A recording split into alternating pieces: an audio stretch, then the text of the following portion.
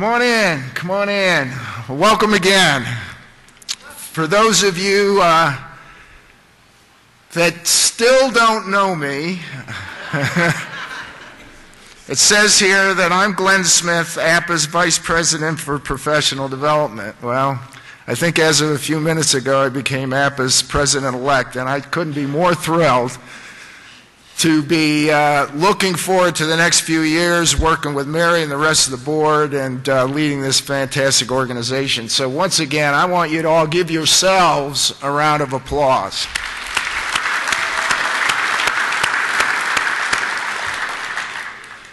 We are here kicking off day 2 of our APPA 2012 conference and exposition. Gosh, I can't believe it's only day 2. It feels like we've been here a lot longer than that. We've crammed so much into the first day, and we've got a lot more for you today, so I hope you take it all in. If you haven't gotten the message already, we put a pretty high emphasis on recognition in this organization. At last night's awards reception, we recognized a lot of people, a lot of individuals, some teams, certainly a lot of business partners. Tonight at the banquet, we're going to continue that. This morning at breakfast, we continued that. And why is that? Well, you know, recognition, the simple thank you, is probably the strongest form of motivation there is out there. So if you're not taking the time to thank your people and your organization, then you're missing an opportunity to really continue to motivate them. But it's also the right thing to do. We're a volunteer organization. Everybody volunteers their time here to make APPA the wonderful organization that it is, and it's only right that we take time and pause and really say thanks to those that make it a strong association. So we're going to continue to do that. You know, I want to say a few words about our credentialing program. It's a fairly young program, and yet we have every reason to believe that it's just about to really take off. We have a number of our members that have been credentialed as either our educational facilities professionals or certified educational facilities professionals. You can tell them because they're wearing badges. The EFP and CEFP designations are on the badges. Take a moment to congratulate them. If you're talking to one of them, you see that on their badge, congratulate them for that. If you don't have it on your badge, consider going through the process of becoming certified. And maybe even more importantly, take that back to your folks, to your people in your organizations, to your facilities department. It's going to become increasingly important that they become certified. It's going to become something we're going to look for when we're doing hiring and recruiting. And again, it's part of that recognition process. It's part of saying, hey, I'm really good at what I do, and I'm proud of it. So take a look at our credentialing program and continue to make that grow. You know, APPA, we really believe that we set the benchmark for excellence in leadership in our profession. And when you return home from Denver, I encourage you to think about what you're taking away from here and how you can apply it in your own work setting. Considering the networking opportunities that you've had here, we really believe that while we spend a lot of time providing excellent educational programming, the networking that goes on is every bit as important. So talk to your colleagues, learn about the issues they're dealing with. They're probably not that different from the ones you're dealing with, but maybe there's some lessons learned out there you can take away, and hope that you can apply some of what you're picking up here in your own organization.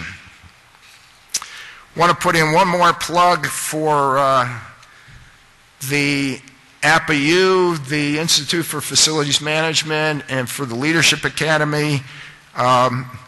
These are tremendous programs, and just about a year ago we began to co-locate both programs. Part of this new program we do call APPA-U. It's been a wonderful experience that has added to the networking opportunities for those attendees.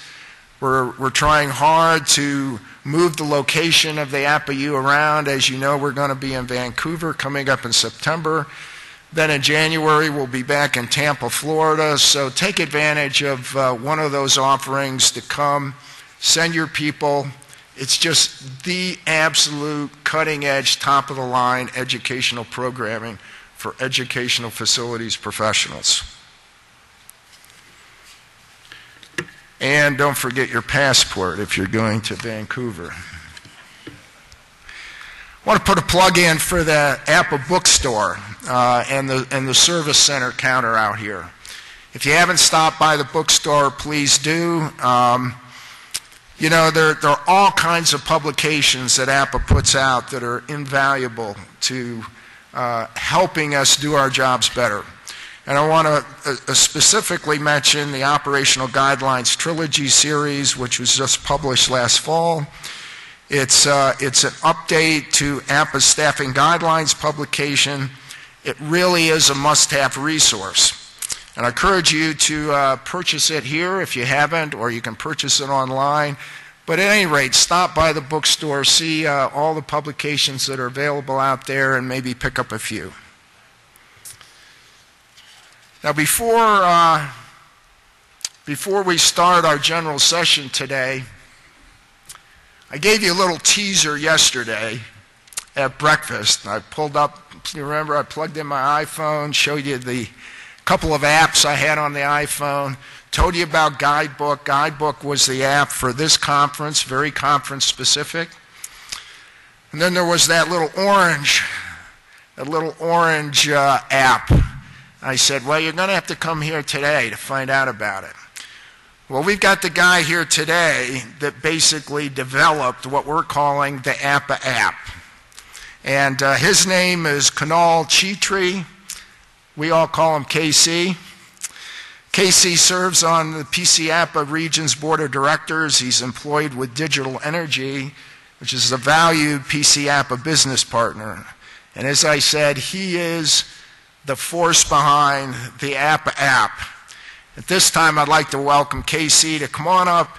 He's going to demo it for you right here. Come on up, KC.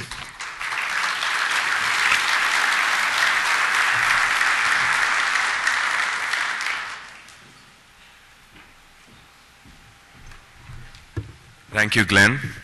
Good morning, everybody. Just a second till I plug in my iPad. Oh, better show the iPad than me.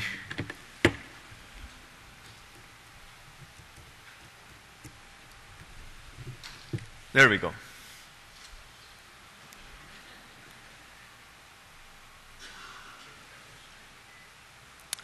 Wonderful. Okay, so I'm really excited to show the APPA app to everybody today.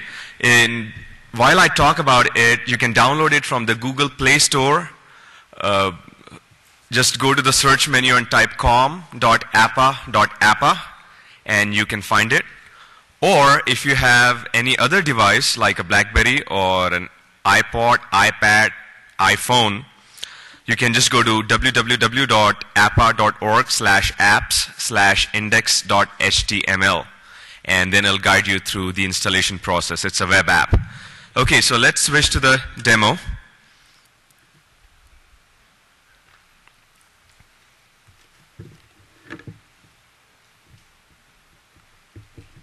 And that's the APPA app.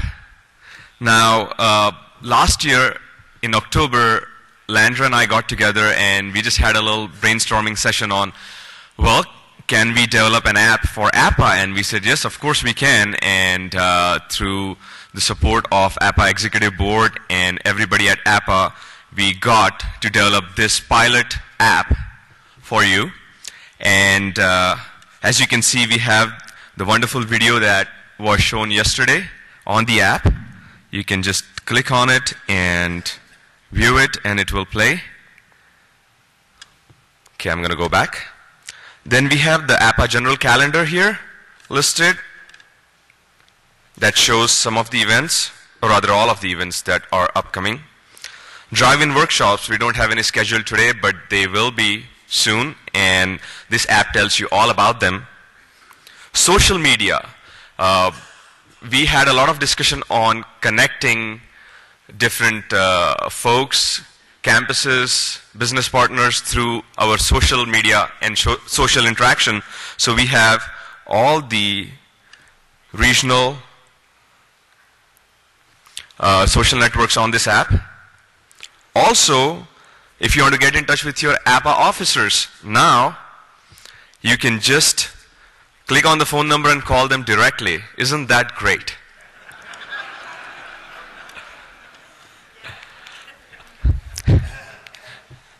Mary, by the way, I forgot to mention, just call. And finally, just a little piece, a developer dialogue. If you have any ideas, if you have any suggestions, feedback on this app, please, please, please, by all means, send me an email. I'm going to steal Lander's line here. We just want this to be spectacular, but we cannot make it spectacular without your help. The content that you would like to see, please send your comments, suggestions, and we'll make that happen for you. So APPA app version 2.0 will be awesome. Thank you very much.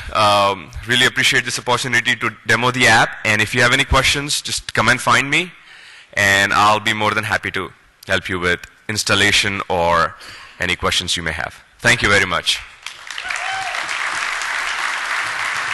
Thank you, Glenn.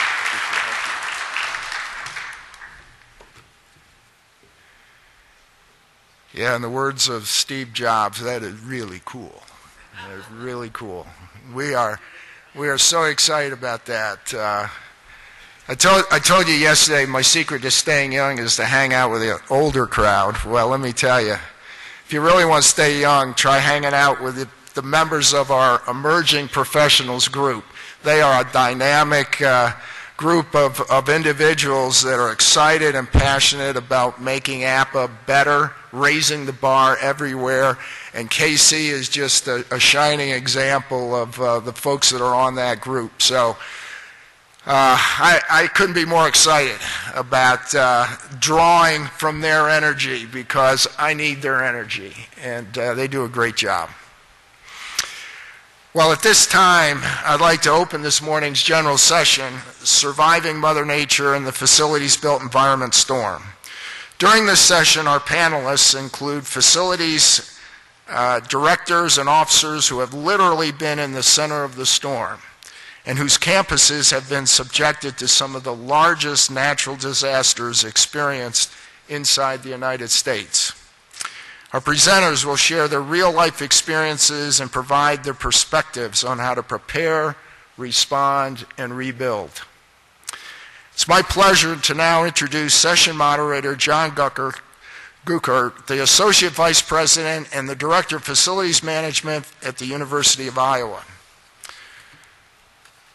As I said, Don serves as the Associate Vice President for Facilities at the University of Iowa, where he's responsible for master planning, space planning, utilization and design and construction, utilities, energy management, custodial and landscape operations, maintenance, and the UI's Office of Sustainability.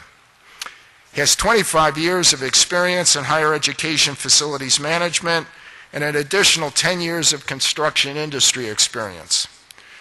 Don is an APPA Fellow and serves as Dean of Planning, Design, and Construction for APPA's Institute for Facilities Management. In addition to serving on the faculty of the Institute, Don has presented at annual meetings for APPA, NACUBO, ACUHO-I, CAPPA, MAPPA, RMA, and PC-APPA. He's authored articles for APPA's Facility Manager magazine, Construction Specifier Business Officer, and for Planning for Higher Education, and has served as the editor of 2 APPA publications, from concept to commissioning, planning, design, and construction of campus facilities, and stewardship and accountability in campus planning, design, and construction. Don is a recipient of APPA's President's Award, CAPPA's Meritorious Service Award, and APPA's Rex Dillo Award. He is a licensed professional engineer and holds a master's degree in engineering management, as well as bachelor's degrees in engineering and liberal arts and sciences. I don't know about you, but I think Don's well qualified to come up here and kick this off. Come on, let's get us going, Don.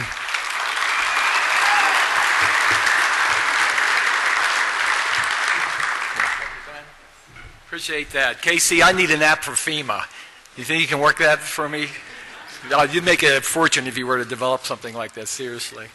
What a timely topic. And we're so very pleased to be invited here to talk about surviving Mother Nature and how that relates to our built environments on our campus. We just think of the last 30 days, and just think of not too far from here, the fires that raged for so long. And the derecho winds, that's a new term in my vocabulary, derecho winds, that many in the east experience. In fact, in West Virginia in particular, was knocked out for several days. And Tropical Storm Debbie recently, which impacted one of our panelists. So it's all about it. It's all around us. And I'll have a few more remarks about where I think this is heading and what our role is in responding to these disasters in just a few minutes. The panel has some objectives in mind today, and to share with you our experiences weathering these natural disasters. Share with you the lessons that we learned in disaster planning through recovery and into rebuilding. We're going to examine the relationships and interdependencies that we have with our communities. It's a very important part of our presentation today, is how we at the campus relate to those around us in our communities. And we want to stimulate your thinking about planning for the unimaginable. And even though we're focusing on some specific disasters, the lessons learned can be adapted to many other types of disasters.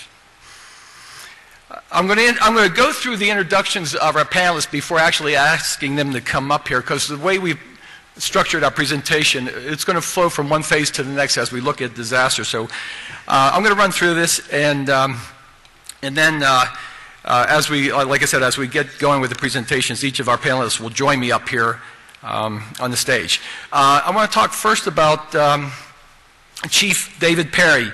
Chief Perry has worked in law enforcement since 1993. He began his career as a police officer for the Albany Police Department in Albany, Georgia. He served as a patrol officer and was quickly promoted to rank of investigator and transferred to the Albany Doherty Drug Unit. In his next career, he was appointed Chief of Police at Albany State University in Albany, Georgia, at the very young age of 26. David has extensive knowledge of campus law enforcement, of that profession. He has taught criminal justice to hundreds of students in both traditional instruction and online applications. David has also presented in-service training courses to campus law enforcement, city and county agencies. He's a graduate of Albany State University. He has also completed the basic police recruit training academies in Georgia, South Carolina, and Florida. David has provided security and police services for a variety of events and venues, as you can imagine, being in higher education. He is an active member of the Florida Police Chiefs Association, the National Organization of Black Law Enforcement Executives, the Red Cross, and the International Association of Campus Law Enforcement Administrators, where he currently serves as a board member. As Chief of Police for Florida State University, his responsibilities include keeping Dennis Bailey in line first, and then overseeing safety, police, and security services on the campuses of Panama City, Sarasota, Florida, the Florida State University K-12 school, in addition to the main campus. The FSU department currently has 62 sworn officers and a number of security and administrative professionals at each campus location. And we're pleased to have a member of that association and that walk of profession joining us today on the panel. Our next panelist will be Bob Harrington, Director of Physical Plant at Missouri Southern State University in Joplin. Bob has worked in facilities management for 35 years, primarily with healthcare and educational institutions. He started his career in facilities management after serving 4 years in the U.S. Army. In 1979, he moved to Joplin, Missouri to go to work for St. John's Regional Medical Center as the Director of Environmental Services. Within 7 years, he progressed to Assistant Vice President and then Vice President at the medical center with responsibility for construction maintenance, all support services, plus some medical service areas like radiology, physical therapy, pharmacy, lab, and administrator of the rehab unit. Interesting mix of responsibilities. He moved to Missouri Southern State University in 1999 after St. John's was sold to a for-profit corporation. At MSSU, his responsibilities at MSSU were very similar to those of St. John's, with the exception of including that of risk manager. He serves as risk manager for that institution as well. And he's the chair of the Campus Safety and Risk Management Committee and has been instrumental in developing many emergency plans and policies for his university. Bob holds a BA in secondary education with a history major from Arizona State, a BS in business administration from Missouri Southern State University, and a master's from Central Michigan, his master's in business administration from Central Michigan University. Bob is very active in the Joplin community, having served on their city council and actively engaged in numerous community organizations. He's a certified facilities manager with the International Facilities Management Association, IFMA, a diplomat with the American College of Healthcare Executives, and a certified health and safety specialist with the National Safety Council. Marion Bracey serves as Vice President of Facilities Planning at Xavier University in New Orleans. He's a 1984 Dillard University graduate. Marion was subsequently employed by his alma mater, rising to the rank of Director of Physical Plant Administration for Dillard University. He joined Xavier in 1998, where he leads a team of 90 employees and serves as a university liaison between governmental agencies, contractors, designers, and the community on matters concerning facilities and property. One of his greatest accomplishments was overseeing a $200 million restoration of his university after its devastation caused by Hurricane Katrina. This included reestablishing electrical service, replacing central plant equipment, and restoring 21 flooded buildings. With these major repairs in place, Xavier students were able to return to campus in January 2006, only 4 months after the hurricane had passed. An amazing feat. Marion graduated from the APPA Leadership Academy and has completed 2 tracks of the APPA Institute. He's a former board member of APPA and SURAPPA. So I'm very pleased to have a stellar panel joining me today. I have just a few opening remarks before we get going. I was just talking about in the last 30 days what we've experienced in this country in terms of natural disasters, and they are occurring with increasing frequency and severity. And if you don't believe me, talk to the insurance industry. Don't take my word for it. I think it's timely that today's Denver Post has as its headline $450 million. That's the damage caused by the fires in Waldo Canyon and High Park. And it's setting a new record for the insurance industry payout. The previous one was only 2 years ago and was half of this. So in 2 years, we've set a new bar and doubled it. And I think that's a good benchmark for what we're seeing over and over again in this country. The impact of the force of nature on our built environments can have a dramatic impact on our facilities and threaten university or institutional business continuity. Add to this the value of our physical plants and the value of the work, maybe more importantly, inside our facilities, the research, the technology, the teaching contained within that. You begin to realize how impactful and how high these stakes really are when it comes to being impacted by a natural disaster.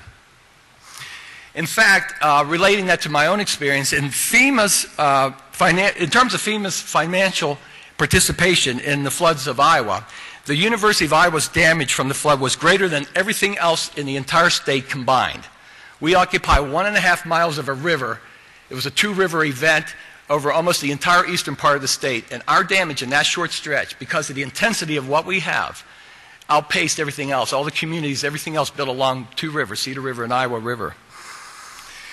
In addition, we hold FEMA's single largest facility loss in their history, our Hancher Auditorium, our Performance Center.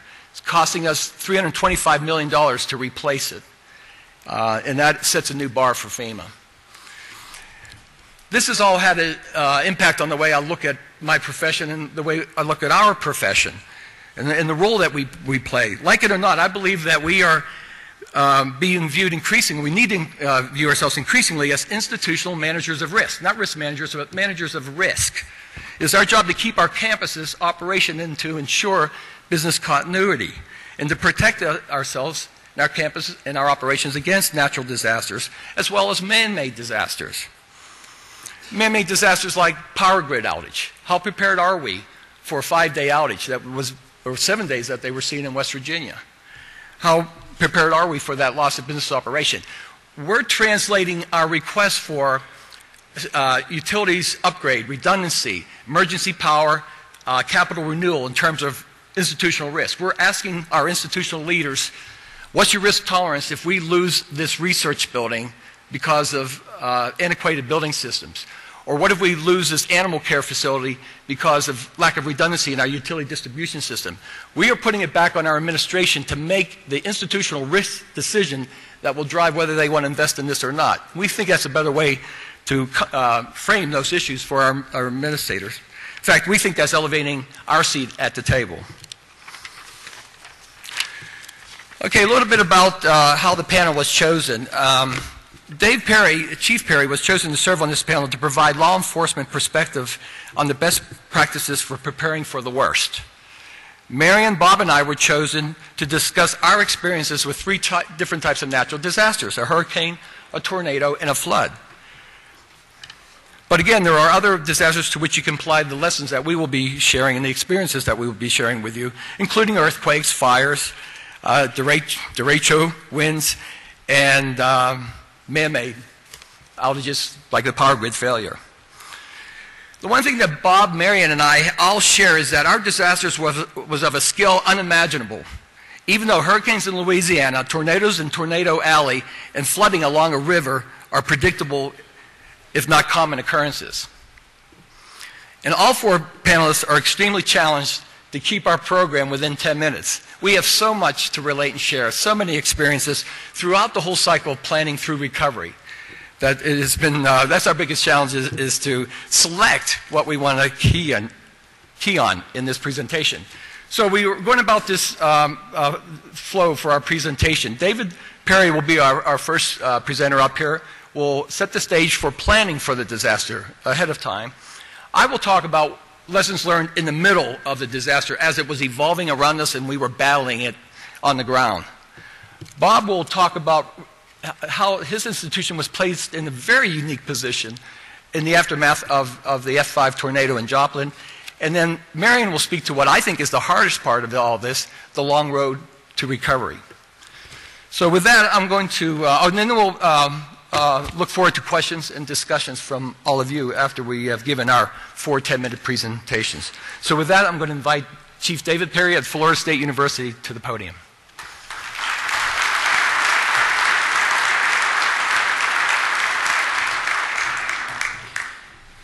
Good morning. I think that was okay. I'll accept that. All right. It's great to be here. What a privilege to be in this wonderful city and to represent campus law enforcement. I am on the board for the International Association of Campus Law Enforcement Administrators, and it's great to be here. So we will get into surviving Mother Nature and the storm, the facilities built environment, and planning. So you want the police to start us off and talk about what our role is. And just for the record, Don, it's tough keeping dentists in line. It's extremely tough. But we work together. So planning for disaster, speaking from experience, and as you know, experience is often the best teacher. I've lived through a significant natural disaster, the 500 years flood in Albany, Georgia in 1994. It was significant. The Flint River, as you can see, overflowed the entire university. It was catastrophic to that region. The Flint River crested more than 43 feet. At that time, the student population at Albany State was about 4,000 students. 2,000 lived on campus. We had a 65 acres area, and total coverage was 23 miles of underwater area during that flood. Pretty significant. I can recall riding in a boat, and literally the boat motor would nip some of the street signs in that area. That's how high the flooding was. And as you can see, roads were washed away, and it was very significant. But even more, on a personal level for me, I left as a police officer to go and provide safety and security for the community, and I lost everything at home. everything I own was washed away in the flood. So I have personal experience with dealing with disaster. So from Florida State University's perspective, the president is given this designation as being the person charged with carrying out the task of making sure the university is safe, but he doesn't do that every day. He passes that on to capable people who know how to take that charge. And as a snapshot for the university, just to give you an overview, we have the main campus, we have the magnet lab where we have the largest magnet in the world. We have our Panama City campus in Panama City, Florida. We have the Ringling Museum, which is also a campus in Sarasota, Florida. We also have a K through 12 high school with 1,700 students, and my daughter is a student, so that's very important to me that we are efficient in our safety and security there at that location. So when we talk about natural disasters, we're not just focusing on one area. We really have to look almost at the entire state when natural disasters are approaching us. So planning for disaster. The administration at Florida State University really took leaps forward when we took two major initiatives. The first was to hire an emergency manager, and that's our emergency manager, Dave Bujak. He literally propelled our emergency notifications platform forward. He oversees all of the initiatives. He acts as our liaison, and he's our point person as it relates to weather updates and disseminating timely information. I think the other major step the university took was making our registration mandatory for all of our students and making it an opt-out system versus an opt-in. As you can see, our registration rate for emergency notifications is at 87%. That's phenomenal. The national average is only around 30%. So when our students receive the notification to register for courses, they have to first check this screen that says, hey, I'll give you my cell phone number, I will give you my information, or they can opt out of that. But before they can move any further, they give us that information, and that's helped us build momentum for our alerts notification platform.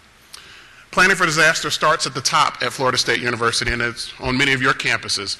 Our president took the initiative to sit through those training sessions and make sure that he had a complete understanding of NIMS and ICS and all of those acronyms that are needed when an emergency hits your campus. So literally that flow chart before you of the FSU administration are those people, deans, provosts, department heads, directors. These are the key staff at the university who had to take these courses and have an understanding in the event that we go through a significant emergency.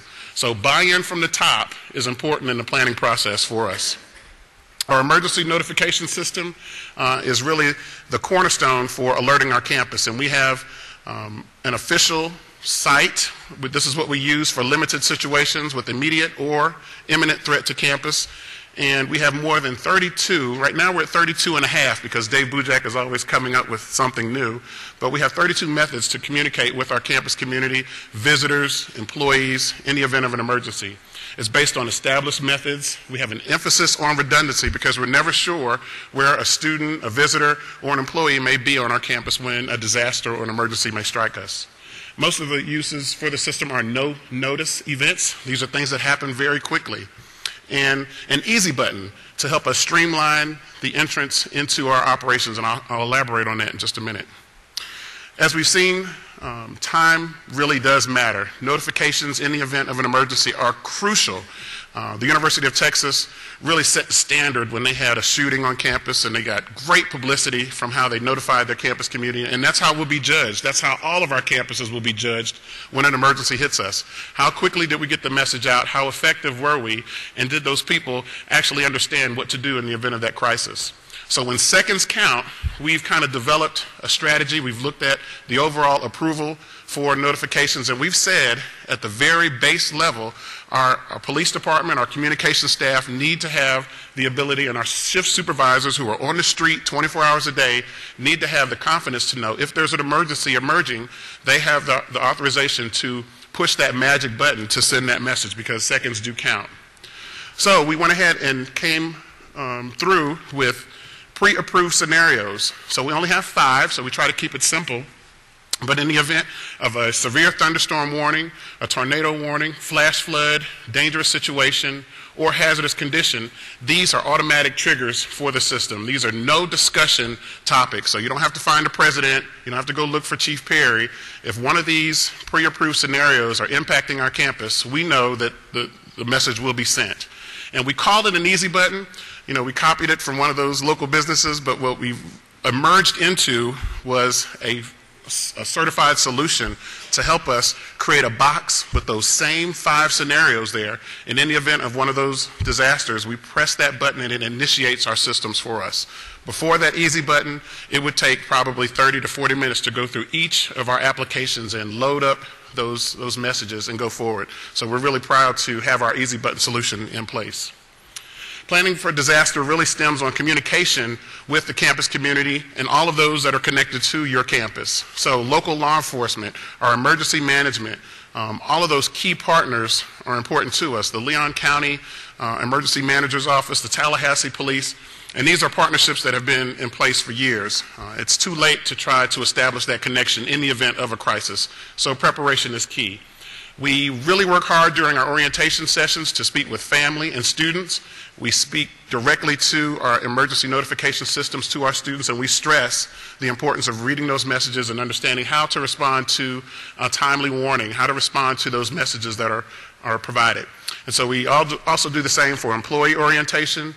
Our daily outdoor systems give chimes, so it's a way for us to know on an hourly basis that our outdoor speakers are working.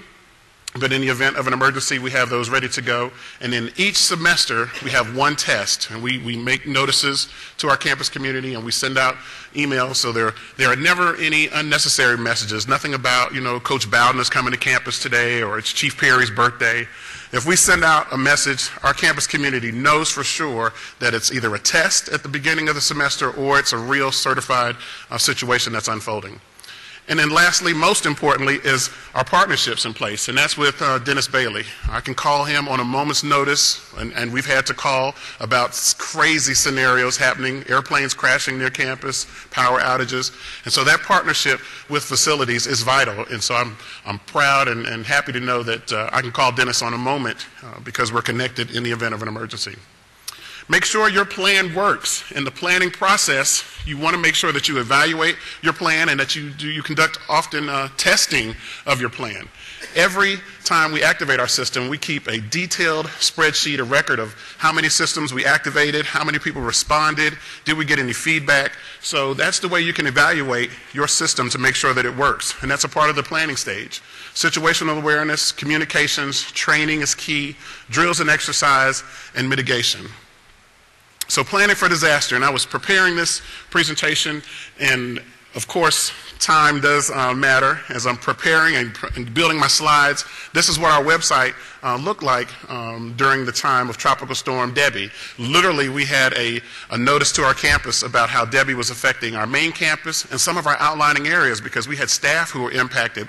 Even one of my officers' house was underwater. He was flooded because he lived 45 minutes away. So we've seen the need to have notifications on our campus. This is literally on our campus where we've had flash flooding during tropical storms. We've had microbursts of wind and different storms to bring trees down, affecting our campus, power lines, power outages. Tropical storm Floyd had a significant impact to us, and most recently, Tropical Storm Debbie, where the governor had to declare a state of emergency for our area. And these are very recent pictures. And the most recent is as I was seated at my desk, we had to initiate our system. So this is one of our FSU alerts that I had to send out to the campus community. And I said, yeah, I think it would be appropriate to build that in our planning session today because that's how important it is. It can happen at any time, at any moment. So good planning helps for all types of incidents.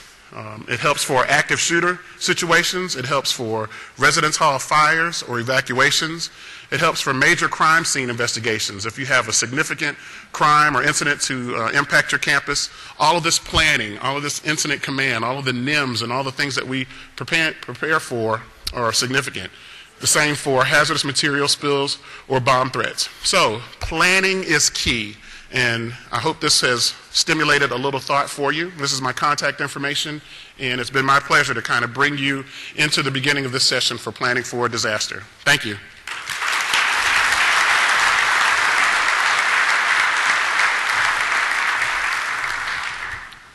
Thank you, David. I couldn't agree more, and I'm going to talk a little bit about our planning efforts and how they served us well and failed us all at the same time. Yeah, I'm going to talk about being in the middle of the event as it was unfolding and actually outgrowing what we were anticipating. I'll start by putting this image up here, if you may, of this picture over our campus. Can we get that up there? There you go. Thank you. This was taken on Thursday, June 12th. And this was after about a week of battling a flood, and as the river kept rising, we kept beating it back. And this is Mother Nature literally sticking her finger down and flicking this nagging flea off of her. It gave us, in 55 minutes, gave us over 2.5 inches of rain, and that was the backbreaker. That's what did it. The next day, right after that, for the next several days, blue sky, lovely weather. Mother Nature had to get the last punch in. And that difference, that 55-minute storm is a difference between about $25 million in damage and close to $1 billion.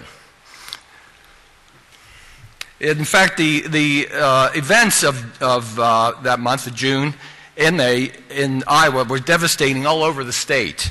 This is a picture of flooded Cedar Rapids. These are some actual sky shots of what the sky was looking like, flooded Cedar Rapids neighborhoods. And of course, 3 little pigs in Iowa trying to save their skin. This is some images of the damage it did to our campus. In fact, what surprises people to learn is that this is FEMA's, in terms of FEMA's financial involvement, this is FEMA's 5th largest natural disaster in U.S. history. It trails, and they go by state declarations, it trails Hurricane Katrina in Louisiana, the Northridge earthquake, Hurricane Katrina in Mississippi, and Hurricane Ike in Texas, Iowa being the 5th largest in that lineup. And as I mentioned before, Hampshire being the single largest loss of a building. And you can see the rest of the impact it had on our campus, all with about 8 weeks to go before the start of semester. So, let's talk about disaster planning. We were planning for a disaster. In fact, we were planning for our previous disaster. That was the title of my topic yesterday when I spoke at a breakout session.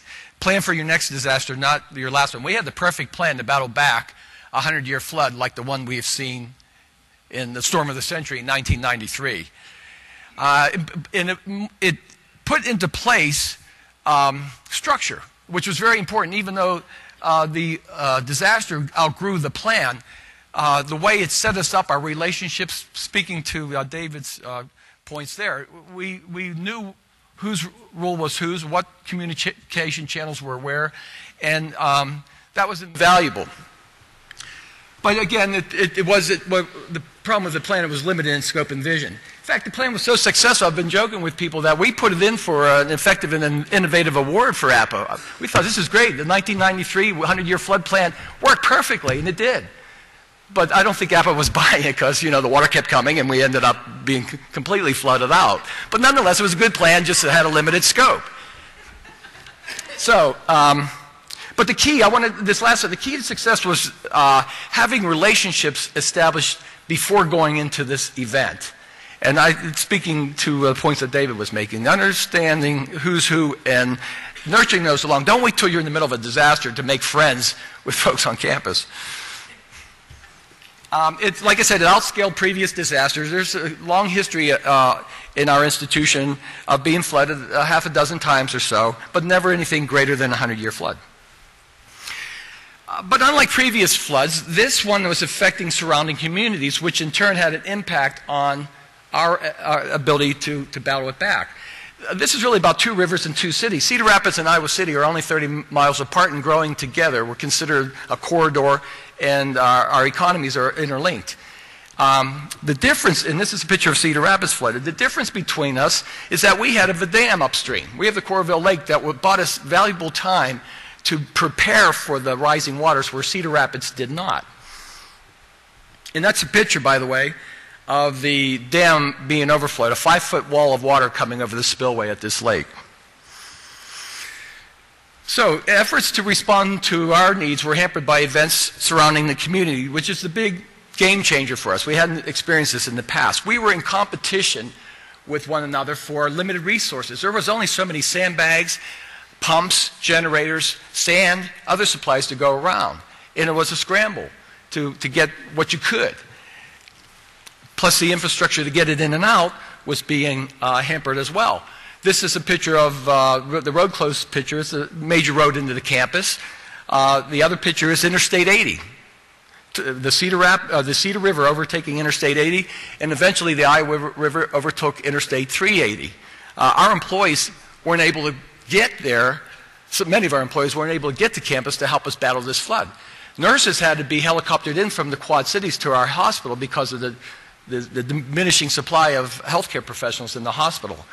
It really was having a major impact on our ability to respond. It made us think about other planning scenarios that people may be going through and not being able to get to where we need them to be should we need them there. So the flooding throughout the area. Barriers to our response effort. This is one of the 3 bridges that connect our East Campus and our West Campus. We lost 2 of the 3 bridges, almost lost the 3rd one, and increasingly it became more and more challenging logistically with communications and coordination to stage a 2-sided response. Things that we didn't contemplate because we had never seen the water that high. And finally, we never had seen threats to our utilities feed. This is a substation not too far away from our campus. That's the kind of skies we were dealing with throughout the event. This is the National Guard protecting the substation against the 500-year plus 1 foot elevation. And came dangerously close to losing that. If we lost that, we would have lost our hospital. We would have lost our medical research. We would have lost our animal care facilities. We would have lost our entire West Campus because our generation on campus was lost as well. So when we think about planning, we didn't have a plan for failure. Our thinking on the scale of disaster was such that it was requiring us to build 2-foot-high sandbag walls. And even if they were breached, it wasn't going to bring the institution to its knees. So we didn't contemplate things like evacuation. And I tell you, it was the toughest thing I had to do during the flood is make the call and inform people that they had to evacuate their space. And what made it tough was not having good information about where the water was going. As it turned out, all the information we were getting about what to expect from the rising water was continually understated. So you look at this one picture in the lower left-hand corner, that's a research lab going on, and to interrupt something like that could interrupt hundreds of thousands of dollars of research, years of work, and threaten the tenure track of the investigator doing that work. It's a tough call to make. Make it too early and they don't get wet, you're a goat. You make it too late and they get flooded, you're a goat. And so it's one of those things that we learned that we have to have a better system in place to take a lot of the guesswork out of evacuation. Parking and circulation. The circulation was becoming our biggest challenge. We were getting continually restricted on our ability to respond. Again, because of the community around us were flowing through the campus to get across that one bridge. Again, we hadn't contemplated the community sharing the same space that we needed. And we didn't plan on closing the campus. We hadn't thought that out. This is a picture of a logjam of traffic that happened the day, Friday the 13th, when we were flooded. And what brought the campus to close was not flooding, was not power or steam interruption, it was parking, of course. The parking was flooded. At 7:45 in the morning, I can remember where I was when I realized the campus had to close, is everybody was trying to get into campus, know where to park, they were trying to get out, people were coming in, complete chaos, because all the lots had flooded that quickly overnight from that 2.5-inch storm. We should have closed the campus earlier, trying to respond to something of this magnitude. We were foolish in thinking that we could continue business operations while we were battling that type of Mother Nature event. And then we were unprepared for the assistance that came. You know,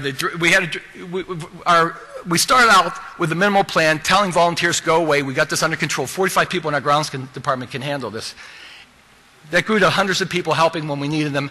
And then the day we closed the campus, we didn't know where the water was going, and we called, we need help. 3,000 people showed up that day on Friday, and then similar on Saturday. And it was like directing an army of volunteers. We had to keep these people busy. We have to show them where to go. We have to maintain the supply chain, equip them. These are all things that we weren't expecting, but at least because of our preparations, we were able to handle in the moment. We had to take care of personal needs, food, water, sunscreen, safety, restrooms, all these things that we hadn't thought of. Many of us who were previous to that, looking strategically at how we should battle this flood, all of a sudden found ourselves taking care of an army of people and taking our eye off the ball, what we needed to do next.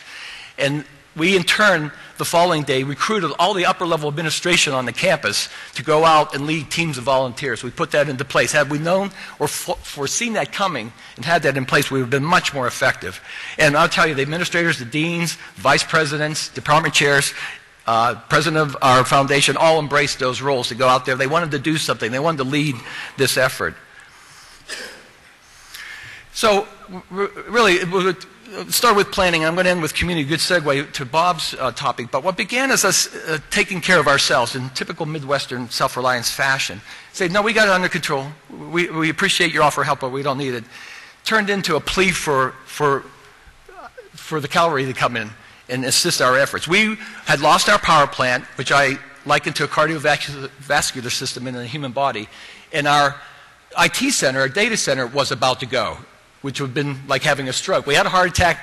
We were fast approaching the point of having a stroke, and so the call went out for the protection. It was heartwarming. Anybody who's ever been through this carries with you forever the emotional experience of battling something like this. And for me, it's how these students came out in droves and saved their university. They came out at 10 o'clock at night to start. That's another thing we weren't ready for, a round-the-clock operation. These students were ready to go at 10 o'clock. We weren't. So, we had to realign our thinking on that. We had the community coming out to save their beloved institution. We had the Amish community show up in typical fashion to help a neighbor in need. And it's one of these, it's the bright side of going through something like that is how the outpouring of emotion and warmth and care about our institutions comes through. So I'll leave you with 3 lessons that I've covered. Imagine your biggest possible disaster and then supersize it, because that's the way of the world these days. You just can't imagine big enough for these disasters.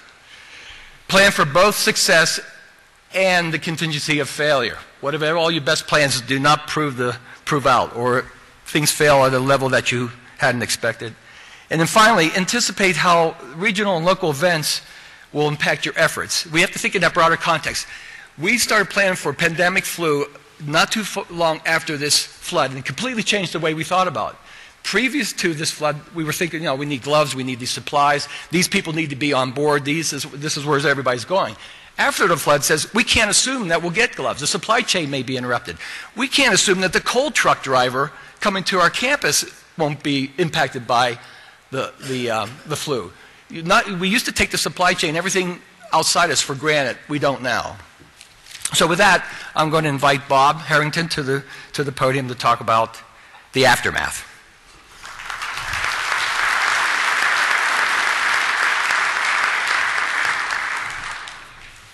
Good morning. We've talked about planning today, and most of our planning is involved around our own campus. What do we do for a continuity of operation if our campus is affected? What we hadn't planned on was having a disaster of the magnitude that we were basically the only man left standing. These are some general statistics about the tornado that hit Joplin. It was an EF5 tornado. It hit us at 5:41 in the afternoon. It literally destroyed 1/3 of the city of Joplin. We lost over 8,000 houses, 18,000 cars, 161 people died, and about 1,200 people were injured. This is a picture of Joplin before the tornado, after the tornado. You can see the path that it took right through the middle of town. One of the major problems that we had with the tornado was the phenomenal amount of debris. But if you notice how it went through the city, virtually every north-south street in the city was blocked. So trying to get rescue workers or get anybody around became a real challenge because everything was blocked north to south. This circle shows the university. You can see we were just outside the scope of the tornado, and we never lost power. The rest of the city lost power almost immediately. Because we didn't lose power, and we had a large facility with a lot of buildings, we immediately became the center of virtually everything else that happened. If you've ever doubted the strength of an EF5 tornado, that's a semi-truck that's wrapped around a tree outside of St. John's Medical Center. We've actually saved that truck and the tree, and it's going to be the center point in a courtyard of the Tornado Museum that we're going to build on that campus. The hospital was absolutely, totally destroyed. It was hard for me to go see because I worked at that hospital for 20 years and was responsible for the construction of probably half of it. When I talked to the structural engineers that came in to investigate the hospital, they said one of the things that they found with that, the tornado had actually stalled over St. John's. It had twisted that facility so bad that virtually every place where a beam met a column, whether that was poured in place concrete or steel beams, was busted. So if you looked at the hospital from the outside, all the windows were blown out and there was some exterior damage, but you thought, yeah, it could be fixed up. When they checked it, there was no way. It is now currently being torn down. This is a copy or a map of our campus. Typically I have a pointer where I could show you the primary buildings that were involved. We had signed an agreement with the Red Cross about 3 weeks before the tornado. Our whole thought was the New Madrid Fault in the earthquake that was going to occur at some point along the Mississippi River. We would end up being a respite for the rescuers heading that direction, and then for the survivors coming back, they would use our campus as a shelter. Never in our wildest dreams did we anticipate 3 weeks later that we would end up in the middle of this kind of a tornado. As I said, the tornado hit at 5:41 in the afternoon. It was actually on the ground for about 30 minutes. It traveled 13 miles, 6 miles right through the middle of Joplin. We got the call to open the shelter at about 6:30 that afternoon. I actually didn't get I called the campus immediately to find out if we had any damage. We didn't. My house is about 2 blocks south of the campus, so I had absolutely no idea how bad this tornado had been, the magnitude of this storm. I was on the phone with my wife when the tornado hit. She happened to be on the other side of town in her office, and she was on the very outskirts of it, and you could hear it going by, but it did not damage the building she was in. But we had no idea the magnitude of the storm until later. All of our cell phone service went out. You could not get cell phone calls through. You could get text messages through, but you had to figure that out, that your voicemail wasn't going through, but you could text. My initial call was to go down to the EOC down at City Hall, because I was the liaison for the university and the city to set up everything we set up out at the university. We had just completed the Joplin High School commencement. The 3 of the high schools in our area actually hold their commencement in our field house because it's larger. Their commencement, the Joplin High School commencement, had ended at about 5 o'clock. There was still a lot of people hanging around when the tornado sirens went off. We moved them all to safety. A lot of the people had headed home, and many of those were actually injured because they actually got caught in the tornado. We had sirens. We actually had 2 sirens. The first one was probably 20 or 30 minutes before the tornado. There was a tornado on the ground, but they said it was heading northeast away from Joplin. Then they sounded the sirens again and said that one had just come down on the south end of town. In fact, I was watching TV, our news station, and one of our news stations has a camera on its tower that's facing west. You could actually see the tornado come down. Then they set off all the sirens and everybody started scrambling. Joplin, probably like many cities in the tornado alley, when you hear the sirens, people go out on their front porch to look to see where the storm's coming from. Is it anywhere around? They did not take cover. When they finally saw this wall of rain, and that's how they described it, you couldn't actually see a funnel cloud as far as the tornado was concerned. It just looked like a wall of rain coming at you, and you didn't realize it was a tornado until you saw all the debris in the top of it. Then people started taking shelter. When we got the call to open the shelter, we still had our field house set up for commencement because it had just ended an hour before. So we opened up the Young Gymnasium, which is right next to it, and we set that up initially as the Red Cross shelter. As you can see on the slide, we set up both bunks on one side and tables as kind of a dining area for the first people that came in. As the people continued to come, we ended up tearing down all of the chairs that we had set up for commencement. You can still see the banner in the back, and the staging was still set up. We didn't have time to take the staging down. We started setting up beds to move his people in. I got to share one story with you that we really found interesting. We had an old man that showed up at the shelter, probably 83, 84 years old. Clothes were totally ripped. His shoes were gone. He was dirty. He had crawled out from underneath what was left of his house and made it to the shelter. And of course, everybody would ask him, "Are you okay? Are you all right?" And he kind of looked at me and said, "Yeah, I'm okay." He said, "I've lost absolutely everything." But then he kind of smiled and he said, "But I'm used to that. I've been divorced 6 times. It was like, it's quite how you can have humor at that point was kind of amazing. We had one of our major nursing homes in Joplin was hit by the tornado, and there was actually 16 people killed in the nursing home. The rest of the survivors we brought to the campus, and on the left side of that screen you can see all the bunks set up for the basic shelter. There's 2 areas set up on the right-hand side. The one at the north part, the top of the screen, we set up for those residents of the nursing home simply so we could keep all of them together. They'd been through enough trauma at that point that we tried to keep them together. We also had to set up a play area for the kids because we had a lot of families that were showing up. The Red Cross set up a first aid station inside Leggett and Platt at the very back of the field house. That was basically just to take care of diabetics and some of the minor things that people were dealing with while they were living in the shelter. The people that showed up to the shelter that were injured, we actually took to our health science building, which I'll get to in just a minute. As I said, we signed this contract with Red Cross 3 weeks before the tornado. None of my staff had had any training on how to set up a Red Cross shelter, so basically we faked it. We did what we thought was right and set it up. One of the things that we did different that has now become part of the standard setup for Red Cross is we had people showing up that had lost absolutely everything, and they had their dog in their arms. It was the only thing they had left out of this tornado. Typically, a Red Cross shelter will not allow animals in. They make them take them to the Humane Society, and the people go into the shelter. We didn't know that. We didn't have the training. So we set up a totally separate shelter downstairs below the field house and all of our racquetball courts in the area down there, where we actually put kennels, and we allowed the people that showed up with their pets to keep their pets. We set up a fenced area outside where they could take them and walk them and contain them. And it made an absolute world of difference because, again, you've got these people that have lost absolutely everything in their life except their dog. And I'm personally a real dog lover, so I know I would be lost if I couldn't get my dog with me. So it turned out. But they've changed their whole policy because of that. We proved it could happen. Aside from all of the people that showed up for the shelter, the other thing that we never anticipated was all of the donations. The response to the Joplin tornado from the community, from the United States, and from the entire world was absolutely phenomenal.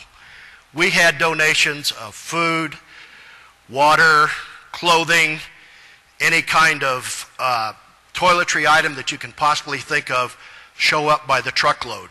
And we were trying to deal with this. We set it up initially in the north end of Leggett and Platt because we had no idea the magnitude of what was going to happen. As it kept coming in, I started moving it down to the warehouses down at the physical plant. We literally had so much water on campus, I had to start stacking it out on a parking lot and covering it. We had enough water to make our own lake at that point. It was phenomenal, the donations that came in. As a matter of fact, after we finally closed the shelter and everything had pretty well settled down, I still had 50 pallets with the big Gaylord containers on them full of clothes that had been donated at that point. And we had to work through the Red Cross to try to get those out of there, which took a while, quite frankly. The other thing we didn't anticipate, once Red Cross shows up on your campus, AmeriCorps is right behind them. A fabulous organization. I don't know what Joplin would have done without AmeriCorps. However, we weren't anticipating they show up. They showed up with both teams to go out to do search and rescue, as well as their volunteer coordinators to set up where they registered all of the volunteers. We set up in our student union, they set up tables, and they were registering anywhere from 3,000 to 5,000 volunteers a day coming onto our campus that they were then busing out to the tornado zone to help with recovery, to help with cleanup and everything else. They're still there. It's been a year since the tornado, and AmeriCorps is still very active in Joplin. Campus housing. We've got about 700 beds on campus. We've got 6,800 students, but the majority of our campus is commuter, so I only have 700 campus residents. Those beds were turned over twice a day for the first responders. They would come in out of the field, take a shower, sleep for a few hours, go out. My custodial staff would clean all the rooms, turn them over again, and we did that twice a day, every day for the first 2 weeks after the tornado. The Health Science Building. This building was originally designed when I first got to Missouri Southern about 12 years ago. It had been approved by the legislature but never funded. And then 3 years ago, the governor got a program through, he called the Lewis and Clark Initiative, where they were going to fund health science facilities. Since ours was already designed and basically shovel ready, as they call it, we were able to start. And as it turned out, when that governor moved out of office and the new one came in, he basically stopped the program, but we got to continue ours because we were far enough along on construction. The building is designed, it holds our nursing training program, respiratory therapy, radiology, and dental hygiene clinic, and the psych department. We designed the facility so that our student nurses, when they went into their units for training, what they saw and worked with is exactly what they would see when they got to the hospitals. This is one of the 12-bed skills labs that we set up for the nurses. They're all equipped with complete Hill-Rom furniture, Hill-Rom head walls, and med gases, just like they saw at the hospitals. This allowed us, on this event, on this Sunday night, this building became a 28-bed hospital. St. John's Medical Center was totally wiped out. They moved all of the patients to Freeman Hospital, which was about a quarter-mile away, which always been a problem in Joplin. If that tornado had been a little bit wider, we'd have lost both hospitals at the same time. But we actually set up and staffed our health science building and used it as a 28-bed hospital. They did treatments, they did x-rays. Let me back up one.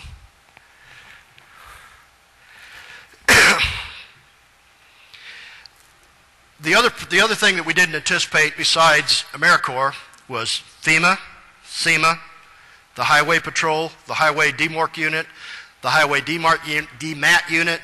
We actually had the temporary morgue on campus for 2 days until people in the, I'm sorry, that keeps moving. We had the temporary morgue on campus until people in the shelter figured out where it was at, and they were going over to the morgue trying to find family and friends. So we actually ended up having to move that. The sheriff's department moved it out to one of their substations. The governor showed up on Monday. His staff showed up on Tuesday. We ended up housing his staff plus the National Guard contingency that comes with him. We found out on Wednesday that President Obama was going to come in for the memorial service that was going to be held Sunday afternoon. So then I had the National Guard contingency that was going to work with him, and the Secret Service showed up to deal with that. If you've never had the opportunity to have the president on your campus, you have no idea what you're missing. It's quite an experience.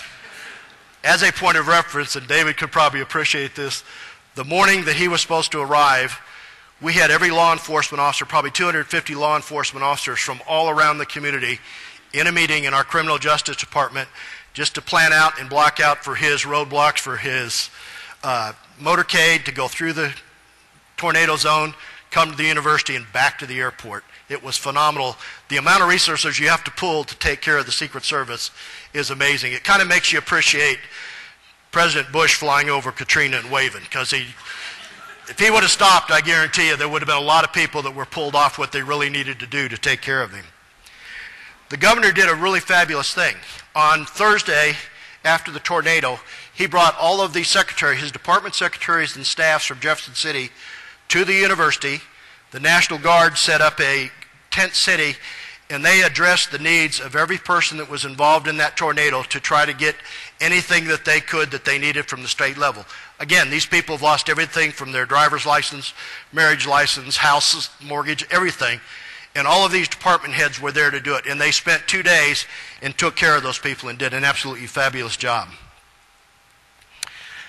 Physical plant, my staff, all of you are physical plant or facilities directors. You know, typically we have the largest staff on campus, so we have the greatest number of resources to use. My staff did an absolutely phenomenal job. I can honestly say I've never been more proud of my university, my community, and especially my staff. Never once through this entire event, and we worked literally 24-hour days for the first week after this tornado, and then very long days after that. Never once did I hear somebody say, no, that's not my job, or I'm not going to do that. Everybody stepped up to the plate and did what was necessary. The facilities we used on campus, you can see basically the shelters, the cafeteria, volunteer check-in, housing, Red Cross. We used basically everything on campus.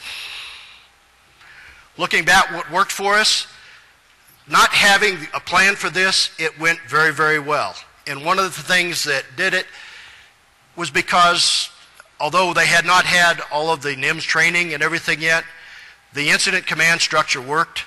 Our administration knew they were not set up to handle that, and they basically stepped back and let those of us that knew how to do it, and basically it was myself and the police chief, handled everything that went on campus. We did not have to ask permission. Can I go use this building to put this group up or do whatever? We accommodated everybody that showed up on our campus. I only said no to one person. Excuse me.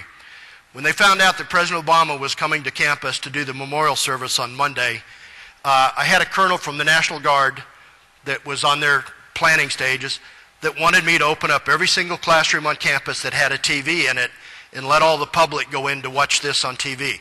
Now they were broadcasting it, period, so I mean you could stay home and watch it. But they wanted us to do that, and I refused to do that. I told her I would not open up our campus to the public without people to protect our equipment. What they ended up doing is they took our tennis court, took all the fences down, took all the tennis nets down, put up 1,500 seats in a jumbotron, and they actually set up kind of an outdoor theater for it. Things that didn't work, the same with virtually everything you're going to be involved in an emergency is communications. This tornado took out cell towers across the city, so cell tower service was very, very poor. Like I said, you could get text messages through. You couldn't get voice messages through. Landlines worked sometimes, but like trying to call the EOC downtown to get directions was virtually impossible because the phone was busy all the time. My staff all carries radios, so we had good communication on campus, and I actually ended up taking one of our radios to the EOC for the Red Cross coordinator so we could have direct communication with them. Our radios are actually provided to us through an arrangement with the city where so we're tied into the city radios, so all of our police officers have all the police channels on theirs, and my coordinator for fire safety and environmental health is tied in with the fire department. One thing that I do want to mention to you that you couldn't really plan for, but really kind of worked out well for us. As you could tell from looking at that drawing or the picture of Joplin in the tornado's path, taking out 8,000 houses and all of those businesses, water pressure was very, very low. So I've got a campus now that I have power.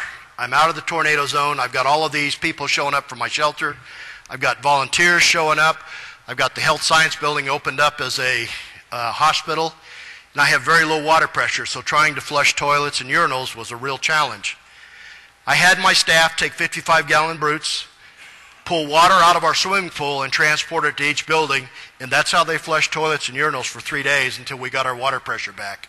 I told that to our director of public health, who actually is a good friend of mine. He actually took his internship under me when I was at St. John's. And I told him about that, and he said, "Oh, that's really neat." And I just kind of looked at him and I said, "What's the first thing you tell everybody to do in an emergency is fill your bathtub." I just had a big bathtub to work with. But it's something to keep in mind. There are ways to take care of any of those issues. Thank you.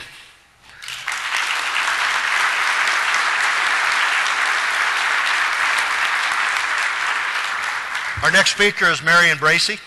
Mary?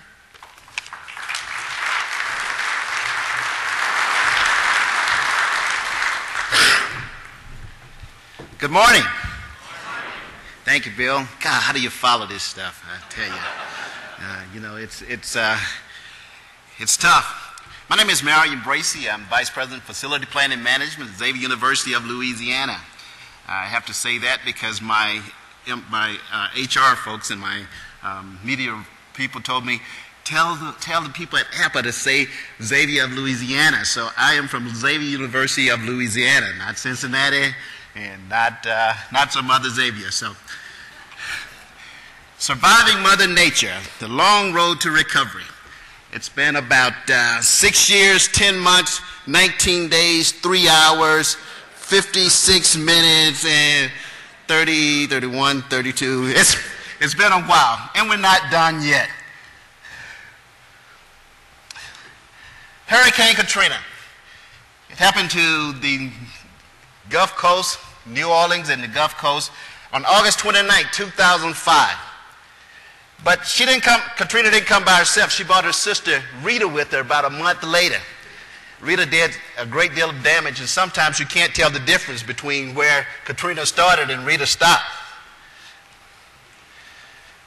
The projected path of Hurricane Katrina in August 2005, on Thursday, August 25th, the projected path was to the east of New Orleans, over in the Florida area, around Pensacola area, full 200 miles away. So we didn't have a lot to worry about on Thursday. First week of school, kids are coming, and everything is just going, and everything is wonderful. They talk about the hurricane, the eye of the hurricane coming onshore of the U.S., but they were talking about it in Florida. They wasn't talking about New Orleans, Louisiana. And then on Friday the 26th, 2005, the projected eye moved a little bit to the west, and now it's probably somewhere around the Mississippi-Alabama state line. But that's still 100 miles from us. So, you know, we can have a little rain. We can handle that. We're New Orleans. We can handle all this type of stuff. And I just turned something off. On Saturday, again, after our first week of school, kids coming in from all over the country, on Saturday, August 27th, the projected path of Hurricane Katrina, the eye was coming directly for New Orleans, Louisiana. But we've been through storms before, and we were ready for this one.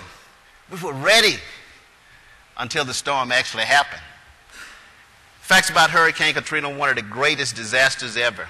Some still debating whether it was a man-made disaster with the core or whether it was actually a natural disaster. Only thing I know, there was over 1,800 deaths, almost 1,600 of those deaths in Louisiana alone. Over 80% of New Orleans was underwater. New Orleans is like a bowl, and water just flowed over that bowl and just stayed in that bowl for lengthy periods of time, weeks at a time. On the campus of Xavier University, we were without power. Hurricane happened on August 29th. We were without power until November. That's when we got permanent power back on the campus. If a picture is worth 1,000 words, we're looking at a picture of the campus in September 2005. We couldn't pump the water out. Everything was full. All the other places around had water. Where are you going to pump the water to? The Mississippi? Mississippi's overflowing. And at the bottom, we tried to get a little bit smart, so we brought in some housing for some of our first responders. There was nowhere for them to be housed. So our first responders, we had trailers and all, and mobile homes so our first responders can come down. Not only that, but we needed trades. We needed engineers, electricians. We needed plumbers. We needed to have somewhere. All the hotels was full. If they were working, they were filled. If a picture's worth 1,000 words, how many pictures will get us $1 million? If a picture's worth 1,000 words, how many pictures will get us $200 million? That was the extent of damage on Xavier University's campus, a small HBCU in southern Louisiana, $200 million. So on this part, I must tell you, I borrowed some information from our Leadership Academy and our institute. That's a shameless plug, Lander. Sorry. But the 7 habits: be proactive, plan and prepare. Documentation. What does that mean? Take pictures, take warranties. We need to look at a pre-storm condition. What's going on your campus right now? This is what we need to do. Go back, take pictures, have warranties. If a picture is worth 1,000 words, when you're dealing with FEMA and the insurance company, they don't want to take Marion Brace's word. They don't want my statement. What do they want? They want proof, right? So along with with pictures, whatever history you have of whatever repairs you've made on the campus. The second one was begin with the end in mind. On September 9, 2005, our president, Dr. Norman Francis, brought a number of us together, the administration staff together, about 3 hours away from New Orleans. He said, we must get back on the campus. Xavier University is the #1 producers in African Americans attending med school. Xavier University of Louisiana is the #1 producers in the African Americans obtaining PharmD degree in pharmacy.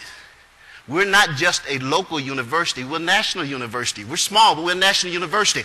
In order for us to continue to putting these people out there into the workforce, we need to get back on campus. But see, I spent 4 days on the campus. The hurricane happened on that Monday. I stayed until that Thursday. when the National Guard came and swept us away. And I looked at the president, and in the back of my mind, I said, is he crazy? Now, there was one guy that used to work for the campus. He said it out loud. Did I tell you I'm still employed? But we knew who was in charge, and the president said, we need to get back, and he sold that idea to us. And now we had to start doing what we do best. We had to prioritize, because I told you, there was no room on the campus. There was no place on the campus. Everything out, no power. So now we had to prioritize. Which building we're gonna bring back first? Put first things first. Create a system that would allow you to assess the damage immediately. Now, determine who going to get back on the campus, and I think you heard Don say some of the academic folks that they want to volunteer. I want to get back on the campus because I have research. I want to get back on the campus for whatever reason, but you have to make a determination actually who's going to get back on the campus. And then as facility guys, we have to resist the temptation. You know, we got that get her done attitude. It's like the president said, go take care of this, and you're like, get her done. But we have to make sure we document before we get her done. Don't FEMA or the insurance won't pay you for what you've been getting her done. It won't happen. We have to do the documentation. So we have to create a before and an after disaster history. And then we have to, and I think Bill mentioned it, there must be an alternate means of communication. We have to establish an alternate means of communication. Think win-win. In order for us to achieve our goal, we must assist others as they come to the campus. Insurance company, FEMA, they know nothing about your campus. So one of the things we decided to do is designate a person of knowledge to walk them around the campus and show them exactly what's going on. And provide all the information you can for a worksheet. FEMA is not our enemy. Not always our friend, but FEMA is not our enemy. But FEMA also responds a lot better if you can prove your case. So what do? Documentation. And become familiar with the Stafford Act. Seek first to understand and then to be understood. What's your funding source? Most people say, well, you know, the government is going to take care of it. Not really. FEMA is a reimbursable. What does that mean to you? That means you spend money and you get reimbursed. But even before that, your insurance, FEMA is going to say, what's your insurance doing for you? Now, I venture to say that I can't give you the numbers of our insurance company, but it's been 2 years ago. Our disaster is about 7 years old. It's been 2 years ago, and we finally settled with the insurance company. But what we had to do is take our insurance policy, give it to FEMA, then they made a reasonable deduction, an estimate from the FEMA, from the overall estimates, from the overall damage. Now, so FEMA is a reimbursable. How many of you think it's going to be immediate reimbursable? Don't even think about it. Ain't going to happen. It's not an immediate reimbursable. And sometimes, even after it happened, there's something called deobligation. So when someone comes in, and because they have a different understanding than the first people that came in, then they want to deobligate a project worksheet that you've already agreed on. But it's not always bad. We had a situation, I was supposed to be at the SRAPA meeting, and we had a situation where OIG came in and said, you guys didn't bid this project outright. I said, what do you mean? There was no radio, no television, no newspaper. How do you bid? We had as many bids as we could possibly get. How do you do right? We've already said, and we can't guarantee that that the cost is correct cost. So, you know, we've done with the RFP. FEMA's come in and they've done an analysis, and all the cost is right. OIG said we're gonna suggest to FEMA that we take $75 million away from you. I lost a little sleep that night, and the next night, and the next night. But instead of waiting on FEMA to answer, because actually FEMA is actually going to award it to the state, the monies to the state. So instead of waiting on FEMA to answer, until they're waiting on the state to answer FEMA, and OIG's auditing FEMA, we said we're going to have to be aggressive and make this audit. So we lost a little money, but not $75 million. They deobligated $145,000. I can live with that. But we have to be understanding. How are you going to fund this repair, this renovation, this restoration? We chose, and some other people would do other things, we chose to dip into our endowment. I told you it was that important for us to get back up and running. Synergize. After the recovery or the restoration, then there's mitigation. We need to start now preparing for the next big one.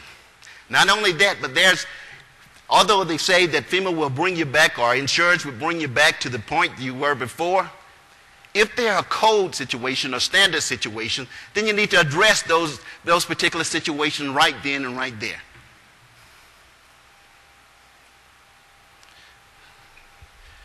Sharpen the saw. When it's all said and done, then review. Review your emergency plan. Determine evacuation route. Somebody talked about evacuation route a few seconds ago. We said contraflow. That means you take every car in the city of New Orleans, you point them north at the same time, and you wait for something to happen. It'll take you about 6 hours to go about 30 miles, if that quickly. But you have to make sure, because what we're dealing with is not just ourselves and our families. We're dealing with someone else. We're dealing with students, and we have to make sure we put them first. And determine who your first responders are. And apply the KISS theory. We have emergency packages right now, I guarantee you, 4 inches thick, large binders, 4 or 5 binders. Who's going to read that? Keep it simple. Keep it simple. And always watch out for the human factor. Now, what's that human factor? That means this guy that you said is going to come in, this engineer that you have scheduled to come in at 3 o'clock and this event happening, or it's on the news event going to happen, he may not show up. Always, the human factor is when you have people on the other side, insurance and FEMA, when they're making their own determination about something they know absolutely nothing about because they're in Boston when you're down in New Orleans handling the event. Always put the insurance factor. I'm going to go through this last few slides extremely quickly. Our gross recovery, like I said, over $200 million. The federal participation over $100 million. The FEMA participation over $81 million. Now, for all you have bad things to say about FEMA, let me give you a quick story. The nation of Qatar gave us about $12.5 million to build a building, and we named that building after one of our pharmacy buildings, $12.5 million. FEMA gave us over $81 million so far. I'm ready to name a couple of buildings after FEMA. I like FEMA.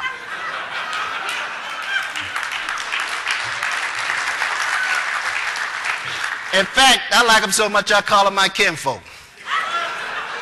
So my Uncle FEMA, although there was some strained relationship, and we had about 17 different teams since we started this.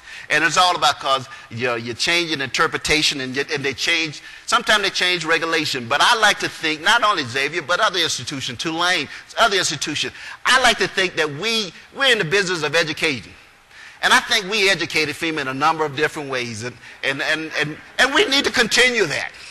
Some projects left undone as I rush to the completion. Some things we have to look at here, electrical upgrades. We're talking about water on a campus for over 3 months. So you're going to have electrical problems, salt water. All you engineers, we're going to have these electrical problems. And the latent damage is something. Never close out a project worksheet until you're sure that project worksheets need to be closed out. Because now we have road that's eroded, the soil coming away from underneath some of the roads around the campus. The long road to recovery, and I won't go through all of these, but the long road to recovery, of course, has been 6 years, 10 months, 19 days, and the time is still ticking, but we're not giving up.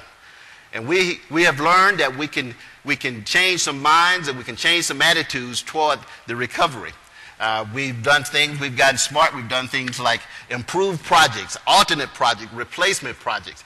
And all these things, one of the projects, to tell you real quickly, one of the things we've done, we demolished 21 residents in our area that belongs to Xavier University. Of those 21 residents, we came right back and we built 10 new residents on the campus that's gold certified with the National Association of Home Builders. 10 new, using the same funds from FEMA to build gold certified homes. So you just have to think outside of the box. And don't stop until you hit full recovery. We're not going to stop no matter how long it takes. Thank you.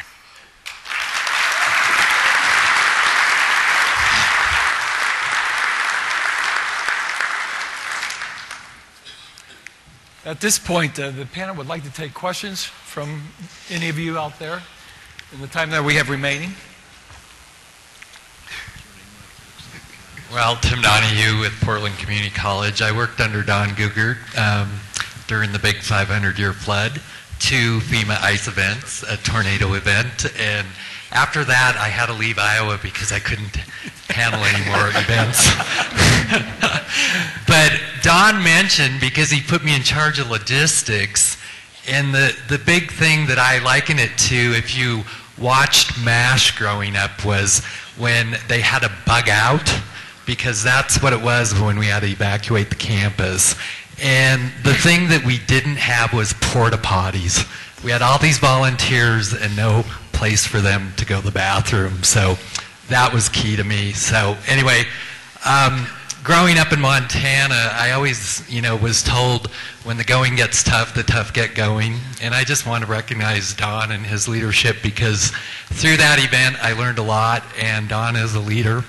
And the thing about physical plant and facilities management, and this was true at the University of Iowa, was when there is a disaster, physical plant and all their people step up and they make it all work. So this is a good forum, and you guys really need to think about this, because disasters are coming, and faster and furious. So anyway, thank you. Absolutely. Thank you, Tim. And how many beers did I owe you for that? Questions?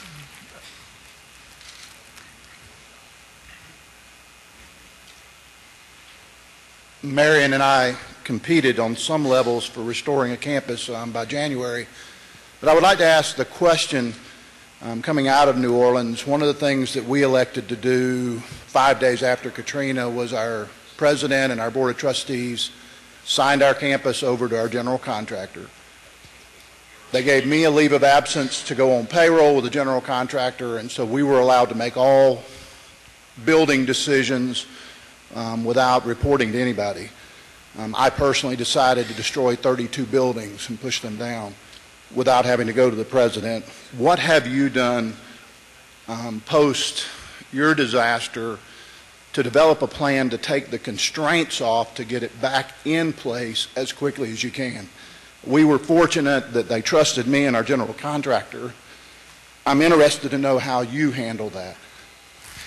I think several could speak to that. Let me start. One of the interesting things that, and it's related to, I believe, your question, in the immediate aftermath of the event, the governor freed us all up to do whatever we needed to do. We were no longer constricted by the public procurement rules that were in place. We could go out and handpick whoever we wanted to do whatever we wanted for almost how much ever we wanted to spend.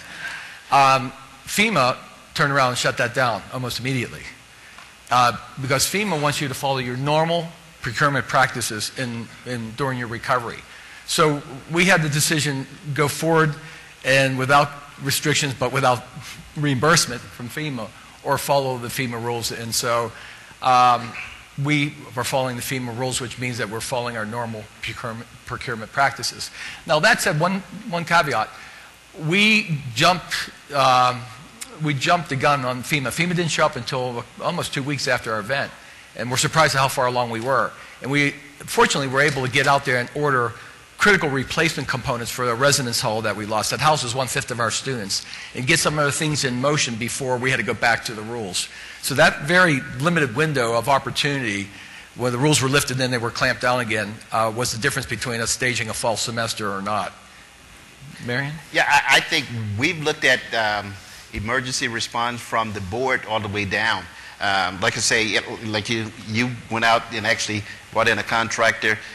We wanted to manage it a little bit differently. I think someone else probably, got a contractor. We wanted to make sure that we had people on, and there was no blueprint for it. So I don't know if there was a right or wrong way.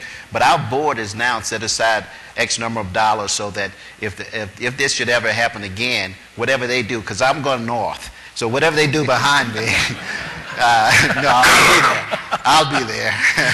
But, so that's one of the thinking, the whole thinking about how do you respond and how do you fund a disaster, waiting on other people, including insurance. Like I said, we waited five 5 years. We went through 5 years of negotiating with the insurance company before we got anything. We felt like we had to spend money from our endowment, and we repaid ourselves back. So that's a step that we took. And if I could, before the next question, just reinforce some of the points that Marion made with FEMA. It is a reimbursement process. And FEMA's going to be into our recovery over $600 million. And I believe to date, 4 years after the event, we may be up to around 30 or 40 in reimbursables. And so it's a very slow, you have to front the money as you were pointing out. And Marion mentioned 17 teams. We've gone through 13. The culture of FEMA is not to stick around too long. And the culture of FEMA is also let me put it this way. Universities represent deviation from the normal processes. You know, they're geared up to turn things around quickly, mainly for small business owners, those sort of things. So institutions represent a unique challenge for the agency and for the institution. And on deobligation, again, a similar experience. Just 2 weeks ago, FEMA's Inspector General recommended that they deobligate $165 million from the University of Iowa. And that's being discussed as we sit here today, whether or not that will happen. And we can't afford to wait months for that decision. Don, let me give you advice. Don't wait on the discussion. Initiate, don't wait. Yeah. Now, we're moving forward, but we'd like that decision to be made as quickly as possible. Yeah. Question back here, sir. Yes, this is Dave Umstad. I'm with San Diego Community College District. And I wanted to commend all of you for some tremendous responses to some unpredictable events. We've had a few of our own in California, as you can imagine, including some wildfires where we had 1 million people that had to get evacuated about 4 years ago. But one of the things that we've learned out of that is what can we do to better prepare on our faculty and our staff, and particularly on the facilities side. And so we have community emergency response training that we're basically rolling out this summer so that every custodian and every maintenance trade within our organization is going to have this training.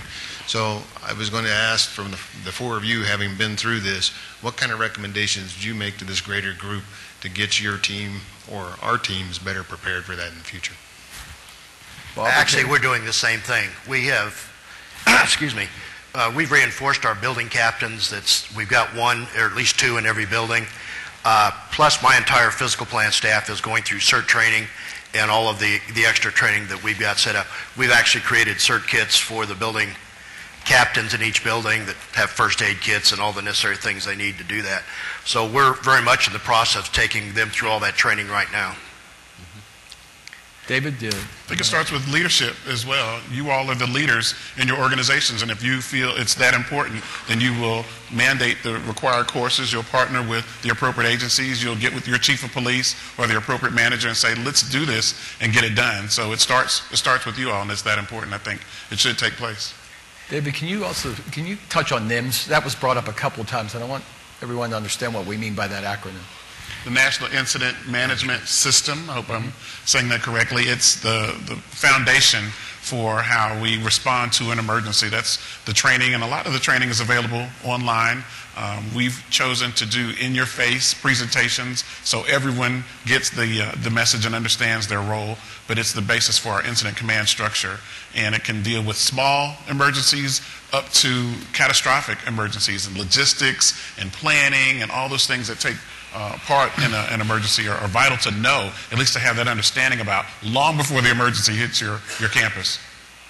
The other thing that's really advantageous about NIMS, it is a national program. So you've got all of your police departments, fire departments, and city governments have taken that same training. So when you get into an incident, the terms are all familiar with everybody, and everybody knows who the incident commander is and how it all flows through the process.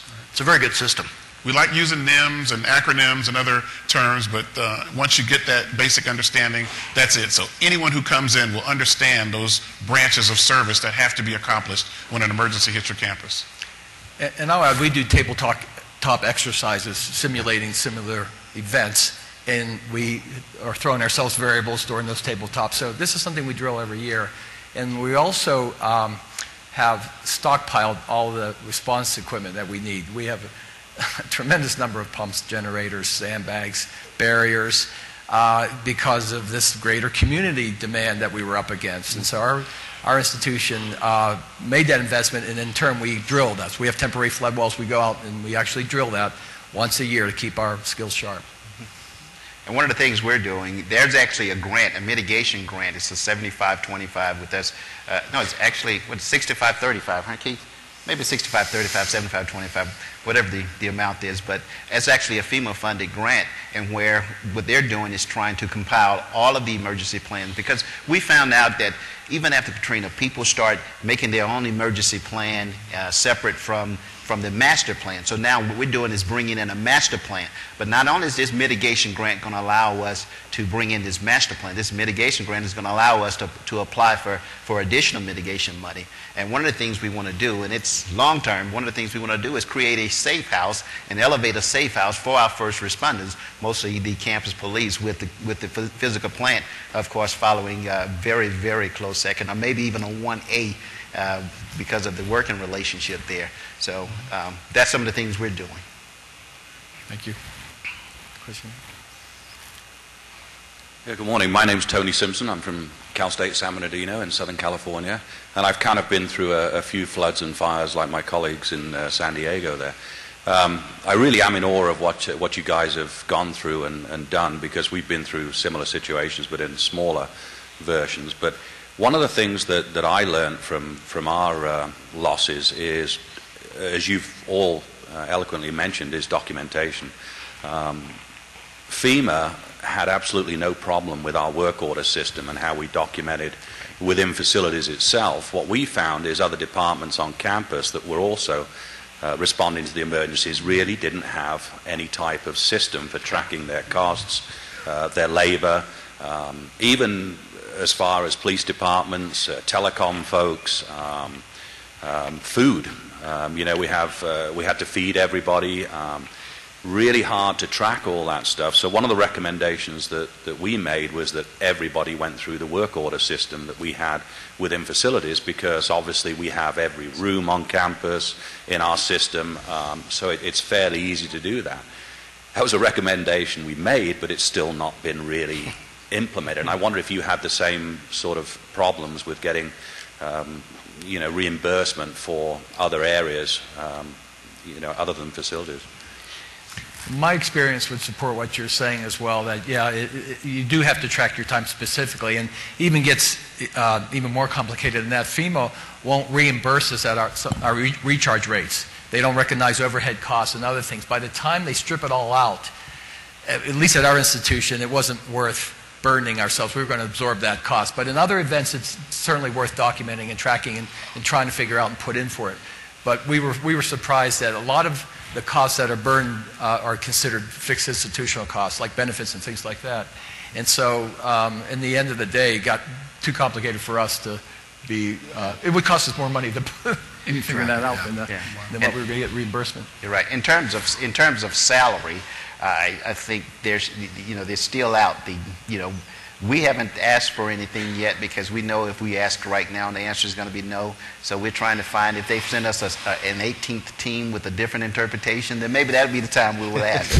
It's all about timing in terms of salary. But in terms of equipment repair and things of that nature, it's just important to keep up with some type of documentation, pictures, work orders, and things of that. It's extremely important. I can't tell you how important it is. Especially on time and material type of response. Exactly. They want every receipt for 25 cents, literally. I mean, it's a receipt for everything. Yes. In fact, we had to educate them on firm bid. We were doing most of ours through firm bid, and at first they wanted the breakdown of the firm bid into that level of detail and have receipts backing up a firm bid restoration, and so we worked our way through that, but that's the kind of things you're challenged with. I think we have one more time for one more question. Thank you. Several of you have mentioned about the logistics of the warehousing problems you had for the donations and other things. Any suggestions on improving that process? I don't know how you control it. It's kind of like herding cats. I mean, seriously, we started getting donations Sunday night after the tornado. We had one of our radio stations stayed on the air 24/7 for about 2 weeks, just relaying information about what was going on, and they were even, have you seen this person type finding people. We started putting out the announcements that we were no longer taking donations. We had other centers set up around the city, didn't make a bit of difference.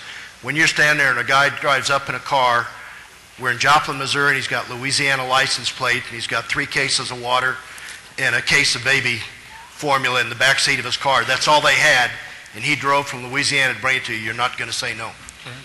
And that happened, I can't tell you how many hundreds of times. People responded from all over the United States with whatever they could bring to us. And especially those who have been through an event are the ones that are quickest to respond. It is incredible. You don't take anything off the table. You plan for the unexpected, and you try to identify areas and locations, even that you may not even think you would use. Right. You try to plan for the unexpected because there's not a box. You have to really think outside of everything when those incidents happen.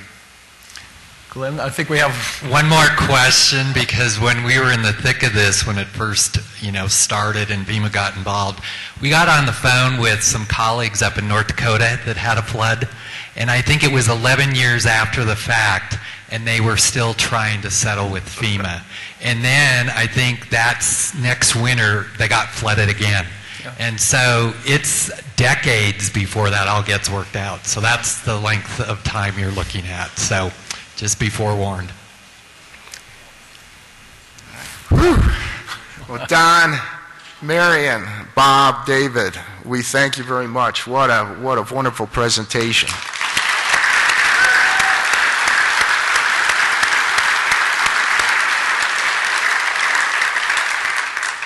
I don't know about you, but my first reaction when I see some of those pictures is, wow. And then my second reaction is, thank God it wasn't me. Well, the whole message here is that it could be you. It could be you. We had I'm at Bryn Mawr College just outside of Philadelphia. We're not really on the hurricane path or the flood zone or the tornado zone and all of this. And I think we tend to get complacent. We tend to get naive. We tend to put our head in the sand. We had this little, and I do say little, earthquake a little over a year ago. It was enough to move some of the buildings. Immediately the phone and facilities rang and people said, will you please stop making our building move? When we assured them that we weren't doing it and that it had already stopped, they said, well, please don't do it again. So, yeah, we tend to think it would never happen to us. But I think there's one important thing we can all do to help us prepare, and Marion is the one that pointed that out. We can all take a course in the 7 Habits of Highly Effective People. And guess what? APPA offers such a course. We call it the Track 1 of our Leadership Academy. And you can go out the door right now and go to the registration booth and register for APPA-U. All right? And Marion, you can make those shameless plugs anytime you want. And if you don't want to go to APPA-U, you tell them you want to bring Track 1 to your institution, and we will be there on your doorstep delivering it. Glad to do it. Well, oh, geez. My phone's buzzing. Well, that's the reminder I set in my guidebook app that says it's time for the general session to open. What good timing. And guess what? We're going to have lunch at 11:30. And we got a whole afternoon of breakout sessions, regional meetings. And we got this great banquet tonight. Check out your guidebook app. Take it all in this afternoon. Hope you have a great day. And we'll see you back here tomorrow.